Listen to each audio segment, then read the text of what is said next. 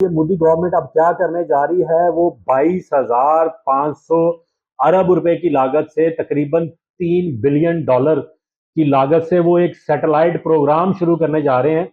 उस प्रोग्राम को मुतालिक हदायत दे दी गई है इंडियन डिफेंस की जानिब से। डिफेंस जो डिपार्टमेंट है उनका, कि जो कंपनी जिसमें काम कर रही है उनको ये कह दिया गया है कि भाई हमारी जो कुत्तों वाली हुई है, पाकिस्तान ने एयर स्पेस में जो अपनी बादशाहत और फिजाओं में जो अपनी बादशाहत की धाक बैठा दी है पूरी दुनिया में, अब उससे निमटने के लिए हमें जल्द से जल्द कोई तोड़ उसका ढूंढना पड़ेगा। वो तोड़ जो है वो भारत ने ढूंढा है, जो satellite program, spy satellite program उन्होंने कर रखा था, लेकिन वो टाइमलाइन जो थी वो कंप्लीट होना था 2028 में,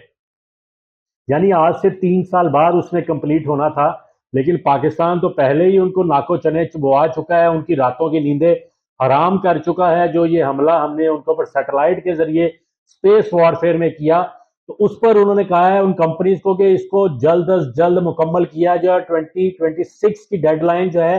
भारत ने उन कंपनीज को दे दी है, ताकि अगली दफा अगर इंडियन एयरफोर्स या पाक एयरफोर्स को हैक करना है या पटाई करनी है